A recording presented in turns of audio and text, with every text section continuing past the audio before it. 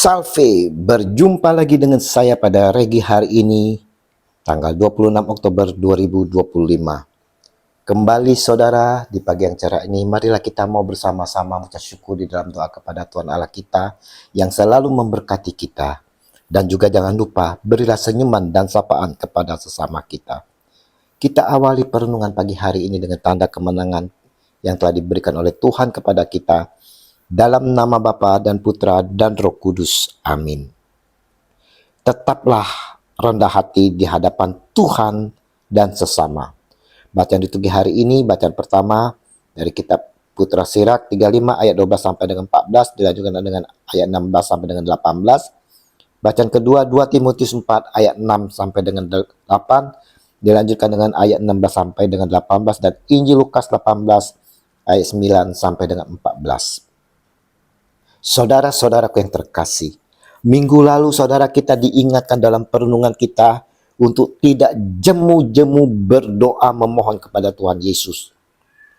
Dalam permohonan kita itu teruslah berdasarkan iman yang sepenuhnya percaya kepada Dia sebagai sumber kehidupan. Selain iman, dalam doa kita agar dikabulkan adalah kehidupan kita benar di hadapan Allah. Injil hari ini saudara-saudaraku, kita melihat perumpamaan yang disampaikan Tuhan Yesus tentang perbedaan yang amat mencolok dari dua orang, yaitu orang Farisi dan pemungut cukai. Perumpamaan ini disampaikan Yesus saudara kepada beberapa orang yang menganggap dirinya benar dan memandang rendah semua orang lain. Yesus mengatakan perumpamaan ini. Orang Farisi itu berdiri dan berdoa dalam hatinya begini. Ya Allah, aku mengucap syukur kepadamu karena aku tidak sama seperti semua orang lain. Bukan perampok, bukan orang lalim, bukan penjina, dan bukan juga seperti pemungut cukai ini. Aku berpuasa 2 kali seminggu. Aku memberikan 1/10 dari segala penghasilanku. Tetapi pemungut cukai itu berdiri jauh-jauh. Bahkan ia tidak berani menengadah ke langit. Melainkan ia memukul diri dan berkata, Ya Allah, kasihanilah aku orang berdosa ini. Lukas 18 ayat 9 dan ayat 11 sampai dengan 13. Saudara-saudaraku, kita lihat saudara, cara orang Farisi berdoa. Ia lupa Allah Maha tahu dan melihat semua tindakan kita saudara. Dengan sombongnya orang Farisi menjelaskan tentang dirinya dan tak sungkan-sungkan membandingkan dirinya dengan pemungut cukai. Berbeda dengan pemungut cukai yang tahu diri akan dirinya sendiri, menyadari akan keberadaannya yang berdosa karena profesinya, sehingga dijauhi oleh masyarakat. Atas kesadaran inilah, dengan penuh kerenan hati saudara, pemungut cukai ini memohon kepada Allah, Ya Allah, kasihanilah aku orang berdosa ini. Dengan iman yang penuh percaya bahwa Allah Maha Pengasih dan Maha Adil, Ia tidak menutupi akan keberadaan dirinya. Ia mau datang kepada Allah dan mengakui dosa-dosanya. Bercermin kepada dua orang yang diceritakan Tuhan Yesus hari ini. Bagaimana sikap kita berdoa, saudara? Adakah kita bersikap seperti orang Farisi yang menunjukkan kepada Tuhan akan kebenaran diri kita, sedangkan yang lain salah? Adakah kita dengan sombongnya kita menyatakan diri sendiri yang benar?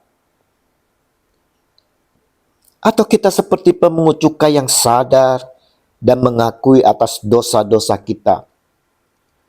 Ingat saudaraku yang terkasih, jika kita mengaku dosa kita, maka Ia adalah setia dan adil, sehingga Ia akan mengampuni segala dosa kita dan menyucikan diri kita dari segala kejahatan. 1 Yohanes 1 ayat 9. Dosaku kuberitahukan kepadamu dan kesalahanku tidaklah kau sembunyikan. Tidak kusembunyikan, aku berkata, aku akan mengaku kepada Tuhan pelanggaran-pelanggaranku, dan engkau mengampuni kesalahan karena dosaku. Mazmur 32 ayat 5. Maka saudara-saudara, dari dua ayat ini, akuilah dosa kita. Jangan ada kita sembunyikan. Dia yang setia dan adil akan mengampuni kita.